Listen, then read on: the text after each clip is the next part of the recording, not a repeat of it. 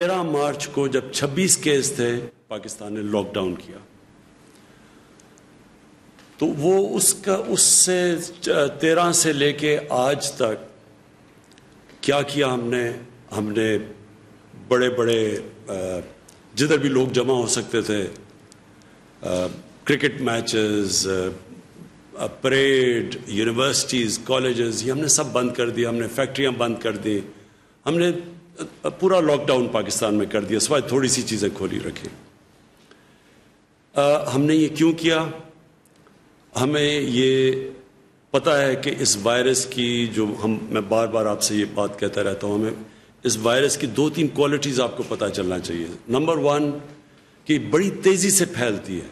شاید کوئی وائرس اتنی تیزی سے نہیں پھیلتی جب لوگ مجمع جمع ہو, لوگوں کے اندر بڑی تیز ٹریول کرتی ہے.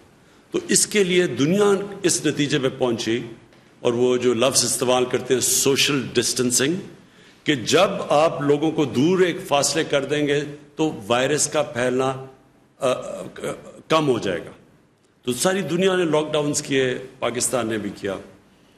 اور ہماری لیکن جب ہم نے لاک ڈاؤن کیا, میرا سب سے پہلے دن سے خوف یہ تھا کہ ہمارے جو حالات ہیں وہ مختلف ہیں یورپ سے, چائنا سے, امریکہ سے. تو ہم نے جو لاک ڈاؤن کرنا ہے, ہمیں اس لاک ڈاؤن کا یہ خوف تھا کہ ہمارا ایک بہت بڑا طبقہ ہے یہاں جو دیہڑی دار ہیں, جو چھابڑی والے ہیں, جس کو کہتے ہیں انفارمل اکانومی, جو ہمارا جو مزدور ہے لیکن وہ رجسٹرڈ نہیں ہے, اس کی اکثریت ہے 75 سے 80% وہ لوگ ہیں. تو ہمیں یہ خوف تھا کہ جب یہ ہم نے سب کچھ بند کر دیا تو یہ جو لوگ ہر روز دیہڑی کر کے کما کے اپنے بچوں کا پیٹ پالتے ہیں, کھانا دیتے ہیں, ان کا کیا بنے گا. لیکن ہم ساری دنیا میں فالو کر رہے تھے کہ کیا حالات ہیں اور کیسے پھیلتی جا رہی ہیں. اور اب سب کے سامنے آپ نے ٹی وی پہ دیکھا ہوگا کہ دن میں ہزار لوگ مر رہے تھے. امریکہ میں 2000 لوگ دن میں مر رہے تھے. برطانیہ جیسی جگہ میں 800-700, اسپین کے اندر, اٹلی کے اندر. تو جس طرح یہ اموات ہو رہی تھی تو ہم بھی وہ سب دیکھ رہے تھے. تو ہم نے شروع میں ایک اپنا national command and operation centre ہم نے کھول دیا. اسد عمر کو اس کا انچارج بنایا. ان کا کام کیا تھا؟ یہ ہر روز ملتے ہیں, ابھی بھی ملتے ہیں, سارے صوبوں کے ساتھ ان کی کوآرڈینیشن ہوتی ہے. ڈاکٹرز بیٹھے ہوتے ہیں صوبوں کے اندر بھی, ہمارے بھی یہاں ڈاکٹرز کی پینل ہے جس میں ڈاکٹر ظفر اور ڈاکٹر فیصل ہیں. یہ سارے ڈاکٹر سے کنسلٹ کرتے ہیں, پاکستان کا سارا ڈیٹا لیتے ہیں, اس کو اینالائز کرتے ہیں, اس کے مطابق ہم اپنے فیصلے کرتے تھے. تو یہ مسلسل ہم نے اپنے, اور مجھے فخر ہے کہ ہمارے ملک میں اس طرح کی پیک نہیں آئی. یعنی جو آپ نے دیکھی جس طرح یورپ میں ہمارے سے امیر ملک تھے, لیکن آپ نے ان کے حالات دیکھے کہ ان کے ہاسپٹلز بھر گئے, ان کے ہاسپٹلز کوپ نہیں کر سکتے تھے, ان کے پاس انٹینسیو کیئر میں ان کے جو ڈاکٹرز تھے, ہیلتھ ورکرز تھے, جس طرح کو ان کے اوپر پریشر پڑا. اللہ کا کرم ہے کہ پاکستان کے اوپر ویسا پریشر نہیں پڑا, اور اس کا ہم خاص اللہ کا شکر ادا کرتے ہیں. ہم سب کو کرنا چاہیے. لیکن ہم یہ بھی سوچتے رہے کہ کون سا ایسا وقت ہے کہ ہم اب اپنی اکانومی کو کھولنا شروع کریں, اس لاک ڈاؤن کو کم کرنا شروع کریں.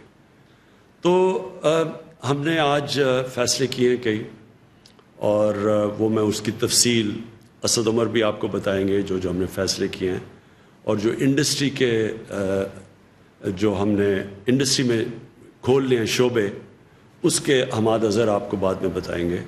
ڈاکٹر فیصل آپ کو بتائیں گے کہ جو اوور آل دنیا میں پوزیشن ہے کرونا کی, دنیا میں کیا ہو رہا ہے, اور اس کے مقابلے میں پاکستان کیا کر رہا ہے, وہ آپ کو میڈیکل پوائنٹ آف ویو سے دیں گے. تو یہ کنسلٹیشنز ہماری چلتی تھی ہر روز. یہ جو ہم نے فیصلہ کیا, یہ سارے صوبوں کے ساتھ ایک چیز ڈسکس ہوئی, اور ہم نے سب کے ساتھ مل کے یہ فیصلہ کیا کہ اب ہم یہ کئی چیزیں ہیں جس کی تفصیل ابھی آپ کو بتائیں گے کہ ہم اپنے آسانیاں پیدا کرنی ہیں.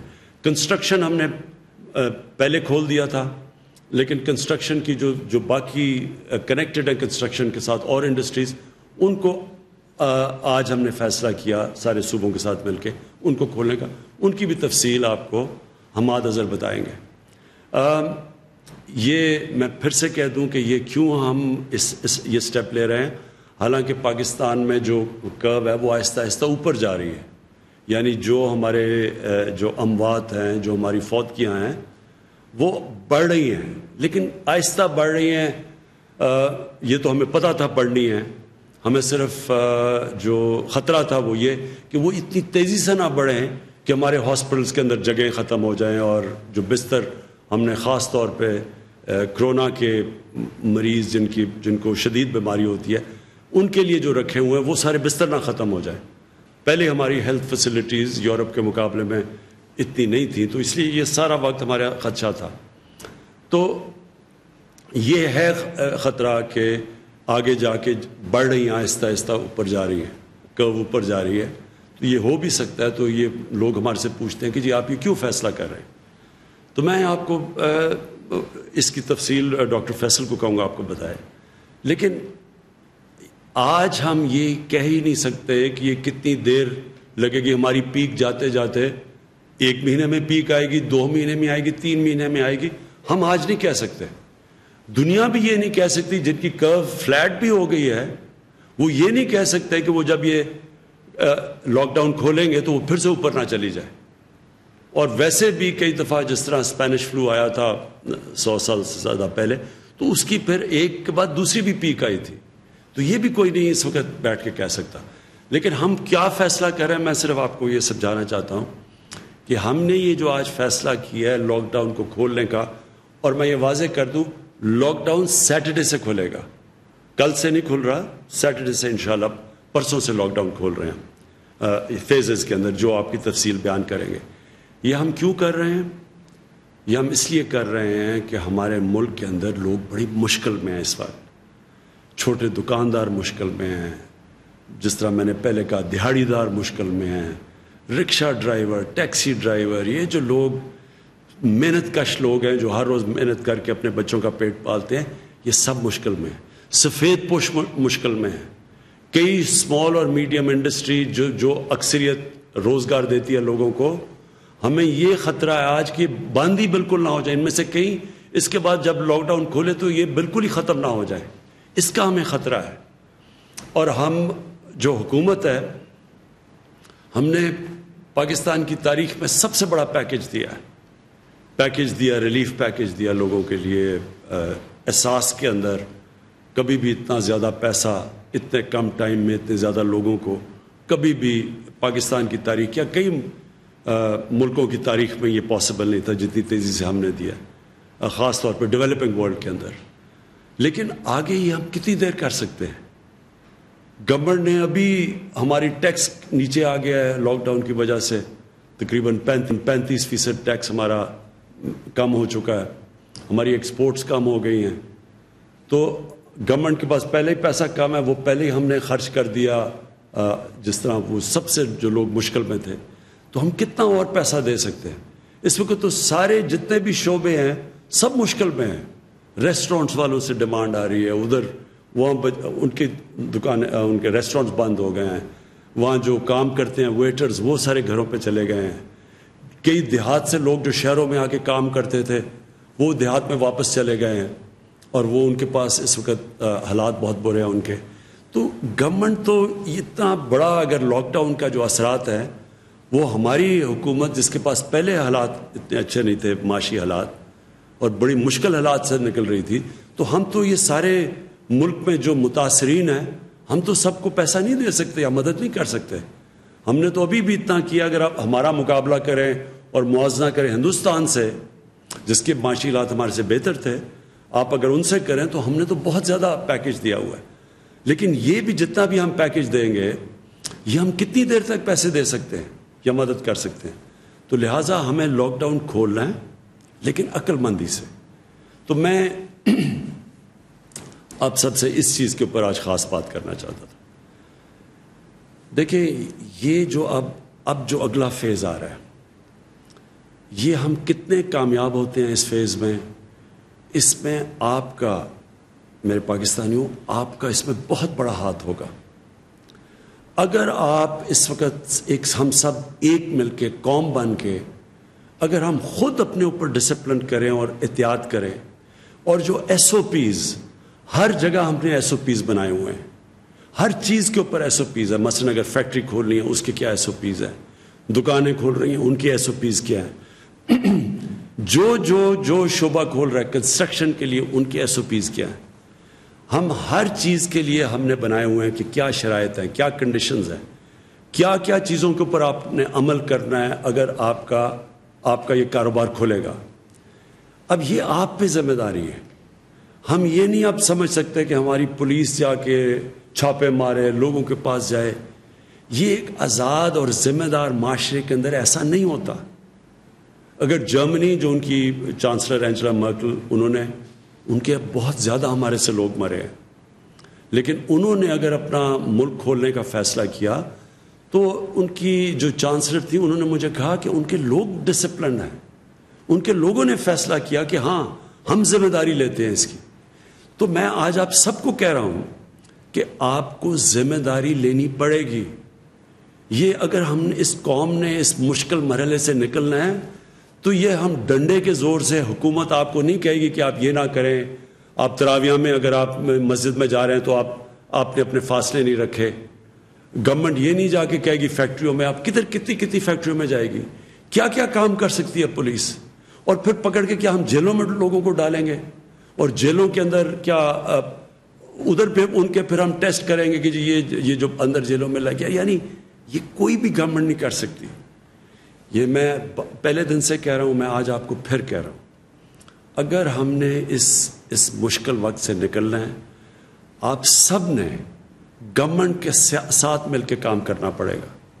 جو ہم نے والنٹیئر فورس، یہ جو ٹائیگر فورس ہے، میں نے ان سب کو کہا ہے کہ آپ کا کام ہے کہ آپ ذمہ دار شہری لوگوں کے پاس جا کے بتائیں کہ آپ کو عمل کرنا پڑے گا ان چیزوں کے اوپر. یہ آپ کے بھلے کے لیے ہے، یہ کوئی گورنمنٹ کے لیے نہیں ہے، یہ آپ کے لیے ہے. اور خاص طور پہ وہ جو عام لوگ جو کہ سب سے زیادہ متاثر ہیں، اسے آپ کے اوپر زیادہ ذمہ داری ہے. کیونکہ اگر خدا نہ خواستہ اگر یہ پھر سے ایک تیزی سے اگر اوپر سپائک آ گئی، مطلب کہ ایک دم کیسز بڑھ گئے اور لوگوں نے احتیاط نہ کی، تو ہمیں تو پھر سے بند کرنا پڑے گا. اس کا سب سے بڑا نقصان عام لوگوں کے اوپر ہوگا، غریب لوگوں کے اوپر ہوگا. تو اس لیے میں آج آپ سب سے آج اپیل کرتا ہوں کہ یہ وقت آ گیا، ہم سب ایک ذمہ دار شہری بن کے اس جو کرونا وائرس کا یہ جو ہم اس کے جو اثرات ہیں، اس کے جو لاک ڈاؤن کے اثرات ہیں، ان سے بچنے کے لیے ہم سب مل کے جو ایس او پیز پھر سے میں کہتا ہوں، مطلب یہ کہ جو کنڈیشنز جو ساری دنیا اب کھول رہی ہے تو وہ سارے شرائط رکھ رہے ہیں کہ جو بھی نکلے گا اس کو یہ ان چیزوں کے اوپر عمل کرنا پڑے گا. تو میں سب سے آپ سے امید لگاتا ہوں کہ آپ ہمارے ساتھ ایک قوم بن کے ہم اب اگلے فیز میں جائیں گے. میں جو آج جس چیز کے اوپر ہمارا ابھی تک پوری طرح اتفاق نہیں ہے وہ ہے پبلک ٹرانسپورٹ. میرا خیال ہے کہ اس کو کھلنا چاہیے، کیونکہ پبلک ٹرانسپورٹ ایک ایسی چیز ہے جو کہ ایک عام آدمی استعمال کرتا ہے. پیسے والے لوگ تو ابھی بھی اپنی گاڑیوں میں چل رہے ہیں، اور مجھے پتہ ہے کہ جو غریب لوگ مشکل میں ہیں وہ اگر ان کو کہیں جانا ہے، اور زیادہ تر وہ تو روزگار کے لیے جاتے ہیں، تو وہ پھر بڑا پیسہ خرچ کر رہے ہیں. وہ لوگ جمع کر کے پیسہ ان کے اوپر اور بوجھ پڑ رہا ہے. تو میں یہ سمجھتا ہوں کہ پبلک ٹرانسپورٹ ہمیں اس لیے کھولنی چاہیے کہ یہ ایک عام آدمی کو فائدہ کرے گی، ایک غریب آدمی کو فائدہ کرے گی جو کہ کوئی روزگار ڈھونڈنے کے لیے جا رہا ہو. کیونکہ آج کل کوئی سیر اور تفریح کے لیے تو لوگ نہیں جا رہے، لوگ مجبوریوں میں جاتے ہیں. تو ان کے لیے میرا خیال تھا کہ ایس او پیز کے ساتھ پبلک ٹرانسپورٹ کھولیں. سپریم کورٹ کے بھی ان کی بھی یہی رائے تھی کہ پبلک ٹرانسپورٹ کو کھولنا چاہیے، ریلوے کو خاص طور پہ، کیونکہ ریلوے خاص طور پہ ایک عام آدمی کا سفر کرنے کا ذریعہ ہوتا ہے. لیکن کیونکہ ابھی صوبوں کو خدشات ہیں اور ہم کوئی فیصلے نہیں کرنا چاہتے جب تک سارے صوبے خود آن بورڈ نہ آئیں. ہم نے سارے صوبوں کو کہا کہ وہ خود ایس او پیز ڈیولپ کریں، اور دنیا کو دیکھیں کہ دنیا کے اندر اب جہاں بہت برے حالات ہیں، ہمارے سے جس طرح میں نے کہا جدھر 30 ہزار لوگ مر چکے ہیں ادھر بھی پبلک ٹرانسپورٹ چل رہی ہے، لیکن وہ ایس او پیز کے ساتھ چل رہی ہے. تو ہم اپنی یہ جو ہمارا NCOC ہے اس کے اندر میں نے ان کو اسد عمر کو کہا ہوا ہے کہ سارے صوبوں سے کنسلٹیشن رکھیں، ہر روز اس کے اوپر بات کریں اور کوشش کریں کہ ہم اپنے عام لوگوں کی زندگی آسان کریں پبلک ٹرانسپورٹ کو چلا کے، لیکن ایس او پیز کے ساتھ. دوسرا آخر میں جو مسئلہ وہ بھی بنا ہوا ہے، ہمارے جو باہر تقریباً 1.25 لاکھ پاکستانی اس وقت باہر پھنسے ہوئے ہیں. اور میں آپ کو بتا دوں کہ ہمیں مسئلہ کدھر آ رہا ہے، لیکن تفصیل میں کہوں گا معید یوسف وہ آپ کو تفصیل میں بتا دیں گے مسئلہ کدھر آ رہا ہے. وہ جب پاکستان آتے ہیں تو ان کو ہمیں ٹیسٹ کرنا پڑتا ہے، جب ہم ٹیسٹ کرتے ہیں اور وہاں پر کوارنٹین میں رکھنا پڑتا ہے. کوارنٹین میں ہمارے پاس فیسلٹیز نہیں اتنی زیادہ، کوارنٹین بھری ہوئی ہے وہاں، اور ادھر اور مشکلات ہیں، لوگ گھروں کو جانا چاہتے ہیں وہ کوارنٹین میں بند ہوتے ہیں. اس کے اوپر ہم بھی کوشش کر رہے ہیں کہ صوبوں سے بات کریں کہ سیلف کوارنٹین کریں، یعنی جو زیادہ تر دنیا کے اندر سیلف کوارنٹین ہوتی ہے، جن کا پازیٹیو بھی ٹیسٹ آ جائے تو وہ بھی گھر میں جا کے اپنے گھر میں جا کے کوارنٹین کریں. اس کا ایک صوبوں کی طرف سے ایک خدشہ یہ ہے کہ اگر گھر میں زیادہ لوگ ہیں اور وہ ہم ان کو گھر بھیج دیتے ہیں اور وہ باقی لوگوں کو بھی انفیکٹ کر دیں گے تو، اور وہاں اگر ان کے بوڑھے ماں باپ ہیں یا ان کے اور بھی بوڑھے لوگ ہیں یا بیمار لوگ ہیں تو ان کی جانوں خطروں میں آ جائے گی. تو اس کے لیے میں صرف یہ کہنا چاہتا ہوں کہ ہمیں اس وقت اپنے سب لوگوں کو آگاہ کر رہے ہیں کہ اگر ہم نے باہر سے پاکستانی لے کے آنے ہیں تو ہمیں سیلف کوارنٹین پہ جانا پڑے گا، کیونکہ یہاں کوارنٹین کی فیسلٹیز کبھی بھی ہمارے پاس اتنے نہیں ہوں گی کہ اتنے زیادہ لوگوں کو ہم لے کے آئیں اور پھر کوارنٹین کریں. تو بہتر تو یہ ہو کہ وہ سیلف کوارنٹین کریں، خود گھروں میں جائیں، اور پھر ان کو ہم ذمہ دار ٹھہرائیں کہ اگر آپ اپنے گھروں میں جا کے اور آپ کو پتہ ہے آپ کا پازیٹیو ہو گیا ہے کرونا کا ٹیسٹ، اور آپ پھر ان لوگوں کے پاس جاتے ہیں جو کہ بیمار ہیں یا بزرگ ہیں، تو آپ کی یہ پھر ذمہ داری ہوگی اگر ان کی جان خطرے میں چلی جائے. اور میں سمجھتا ہوں کہ ہمارا ایک بڑا، ہماری ملک کی ایک بہت بڑی چیز ہمارا فیملی سسٹم ہے. ہم سب فیملی سسٹم کا مطلب ساری فیملی ذمہ داری لیتی ہے.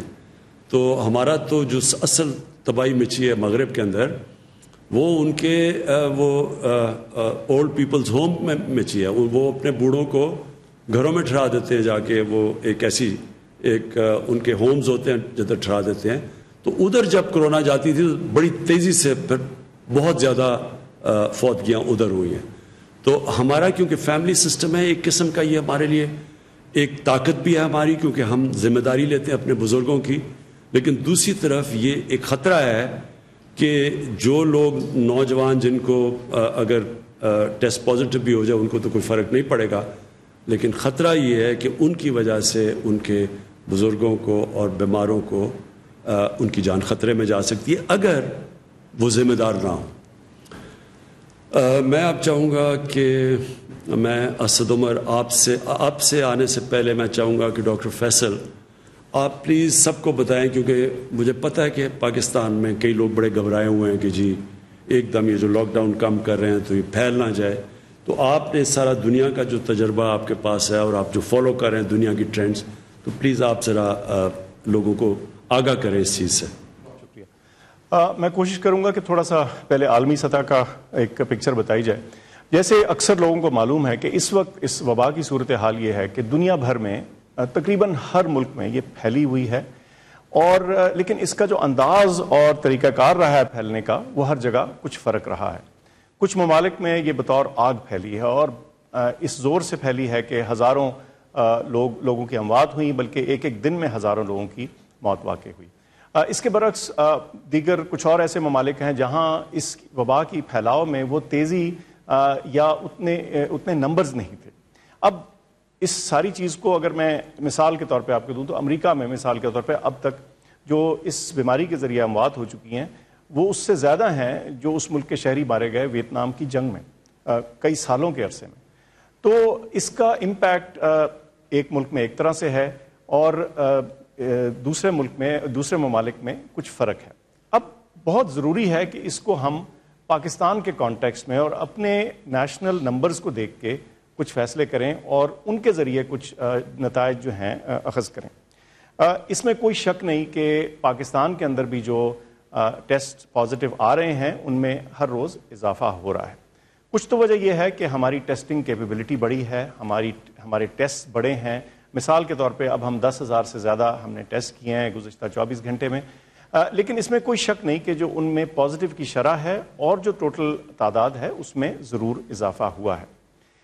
لیکن اور اس کے ساتھ ساتھ ایک اور بہت اہم اسٹیٹسٹک ہے جس پہ ہم روزانہ نظر رکھتے ہیں، وہ اموات ہیں، ہر روز کی جو ڈیتھس ہیں، اور پچھلے 2 دن میں 38 اور 40 یہ فگر رہا ہے۔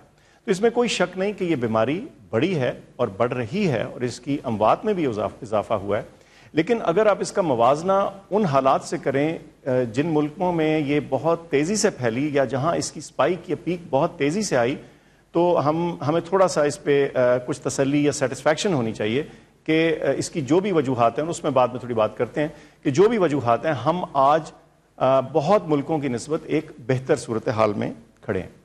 اچھا، اس کا یہ مطلب نہیں کہ ہم آج یہ فیصلہ کر لیں کہ یہ معاملہ ختم ہو گیا اور اب ہم یہ جو اپنی سٹرگل ہے اس کے اینڈ پہ پہنچ چکے ہیں، بالکل نہیں۔ بات یہ ہے کہ یہ روزانہ اپنے پاکستانی ایکسپرٹس کے ساتھ، گلوبل ہمارے جو کولیگز ہیں ان کے ساتھ ہم بات چیت کرتے ہیں، اور یہ جو ڈیٹا ہے یہ روزانہ بلکہ دن میں 1 سے زیادہ دفعہ اینالائز ہوتا ہے، اس کو ریویو کرتے ہیں، اس کے مختلف ایسپیکٹس کو کریٹیک کرتے ہیں، اور پھر یہ بہترین اندازہ لگانے کی کوشش کرتے ہیں کہ ہم کہاں کھڑے ہیں اور یہ معاملہ کہاں کو جا رہا ہے۔